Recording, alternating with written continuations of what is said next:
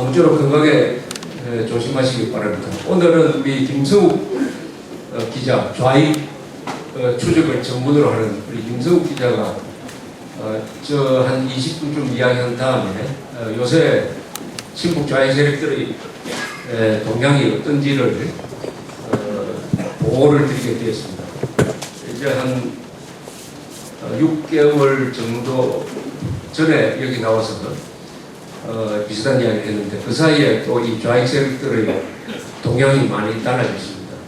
특히 노무현 전 대통령의 자살이라든지 김대중 씨의 중경이라든지 김정일의 이상한 행동이라든지 이런 게 남북 좌파 한도에 어떤 영향을 미치는지를 생생하게 아마 이야기하게 될 겁니다.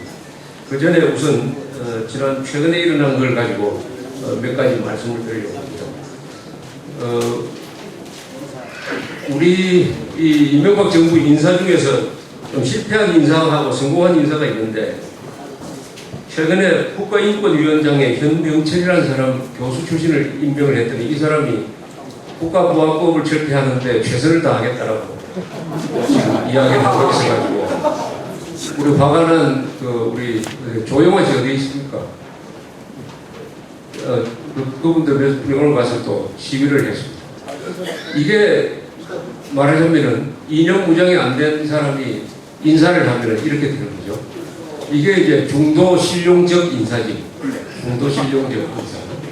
우리 현병철이를 하면은 여기 계신 분들은 아마 아는 사람 아무도 없을 거예요. 그 자리에는 그야말로 인권을 제대로 아는 북한 동포 인권 문제에 대해서 최선을 다했던 그런 사람이 그 자리에 들어가서 일을 해도 아주 버거운데 우리 지난 10년 동안 애국운동을 하는데 명함 한 번 내지 않았던 사람을 취직 차원인지 모르지만 그 아름아름으로 아마 했겠죠. 그 자리에 해놓으니까 완전히 좌파들의 포로 비슷하게 돼가지고 이런 짓을 하고 있습니다. 그게 직원이 한 300명 되는 아주 큰 조직이에요. 상용자동차 사태 이런 데 나오면 또 현장에 파견돼서 나름대로 인권 침해 상황을 조사를 한답니다. 그래서 항상 결론은 과잉 진압이다 뭐 이런 식으로 보고서를 내가지고 한국 사람들의 생각 있는 사람들의 스트레스를 항상 높이는 역할을 하는 이런 자리에 이렇게 무이념 몰이념적인 사람을 앉혀놓으니까 이런 짓을 한다. 이게 이념이 없으면 사람이 어떤 짓을 하게 되는지 하는 아주 표본적인 사실이라고 생각하는데 관한 사람들이 요새 가서 많은 시위를 하고 있으니까 어떻게 달라질지 앞으로 지켜봐야 되겠습니다. 지난주에 우리 클린턴 전 미국 대통령이 북한을 방문해서 발을 조금 잘못 디뎠다고 해가지고 잡아가서 징역 12년을 때린 그 두 여자 기자를 데리고 갔습니다. 그게 상당히 지난주에 큰 화제가 되었습니다. 아직 거기에 따른 후속 조치가 나올 가능성이 많습니다. 클린턴 전 대통령 하면은 한국 사람들한테 별로 나쁘지도 않고 좋지도 않은 그런 인상을 가지고 있는데 다만 1994년에 제네바 합의를 통해서 김정일이한테 한번 크게 속은 일이 있었습니다. 거기에는 우리 책임도 있었죠. 그때 사실은 클린턴 행정부는 폭격을 포함해가지고 군사적 대응 조치를 취하려고 했는데 그때 김영삼 대통령이 극구 말렸어요. 그래서 할 수 없이 대화 쪽으로 가서 미북 대화가 되는 바람에 한국은 우영군이 되고 제네바 합의라는 것 때문에 우리가 북한에 원자로 지어준다 해가지고 상당한 돈을 우리가 써서 결국 떼어 묵히고 말았습니다. 그러나 이번에는 상당히 김정일 만나서 묻지도 않았고 묻지도 않았다는 게 제일 큰 과제가 됐습니다. 묻지도 않았다. 당연하죠. 사실은 악마를 만나가지고 웃음이 나옵니까? 악당을 만나서 무슨 웃을 일이면은 즐거운 일이 있어야 되는데 슬개 빠진 사람이라고 그러죠. 쓸데없이 없는 사람을 슬개 빠진 사람이라고 그러는데 우리 노무현 김대중 씨가 다 그리고 김정일 만났던 사람들 뽑아보면 다 알 겁니다만 다 묻고 사진 찍고 했습니다. 책임 있는 자리에 있는 사람이 그 표정이라는 게 굉장히 중요해요. 왜냐하면 국민들한테 또 이 젊은 사람들한테 하나의 교육이 되니까 김대중 씨가 김정일을 만나서 웃었다 하는 것 때문에, 그 사진 때문에 우리가 김정일에 대해서 반드시 보복을 하고 복수를 하고 반드시 계산을 하고 사과를 받고 정책을 해야 될 그런 사람들이 그런 이미지 때문에 비무실하게 해서 넘어가 버리거든요. 거기다가 위원장까지 붙여줍니다. 그런데 클린턴은 아주 표정 관리를 잘 했다.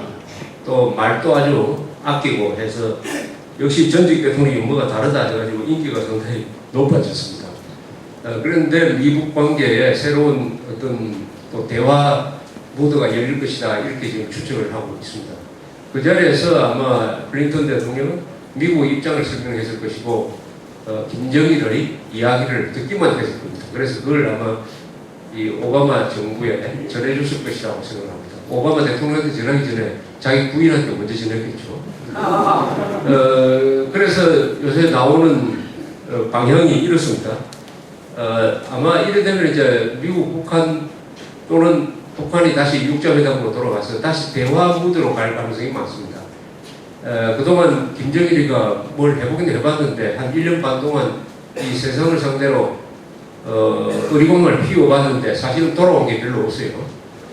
누가 퍼주지도 않고 특히 남한 쪽에서 뭔가 있을 줄 알았더니 이명박 정부가 가만히 있어 버리니까 애가 타기 시작을 했습니다.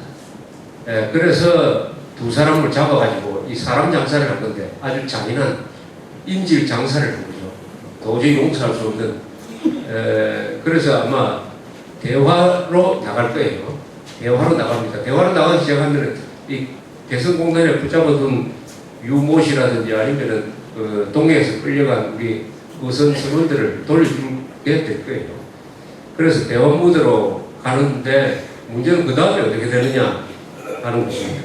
여기에 대해서 미국에서 상당히 요새는 조금 다른 방향으로 이야기를 합니다. 특히 과거에 북한과는 일단 대화를 해야 된다고 주장을 하던 뉴욕타임즈라든지 워싱턴 포스트 같은 이런 기자들까지도 이제는 다른 목소리가 나와요. 이제는 북한과 대화를 하면서 또 속아서는 안 된다. 이렇게 이야기를 하고 있습니다. 그렇더라도 무슨 뾰족한 해결 방법이 있나 하면은 해결 방법이 없어요. 당장 시한을 정해놓고 언제까지 뭐뭐 안 하면 안 된다는 해결 방안이 없는 것은 그것은 군사적 조치로만 가능하죠. 언제까지 핵을 포기하지 않으면은 우리가 군사적 보복을 하겠다라고 딱 선언을 하면은 문제가 해결돼요. 그러나 그렇게 할 수 있는 입장을 가진 나라는 지금 지구상에서 미국을 포함해서 아무도 없으니까 말로 하면 항상 길어집니다. 북한을 상대로 말로 하면은 반드시 이게 시간이 길어집니다. 그래서 미국 쪽에서의 대충 흐름은 뭐냐 하면은 북한이 대화 의장으로 나오면 대화는 해야 된다. 그러나 과거와 다른 방식의 대화를 해야 된다. 즉, 뭘 주서는 안 된다, 이제는.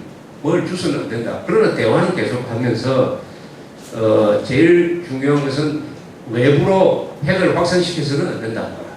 시리아로 핵을 확산시켰어요. 즉, 원자로를, 플루토늄을 만드는 원자로를 시리아에 지어주려다가, 그 건설 중에 들켜가지고 2007년 9월에 이스라엘이 그냥 폭격을 해서 싹 없애버렸습니다.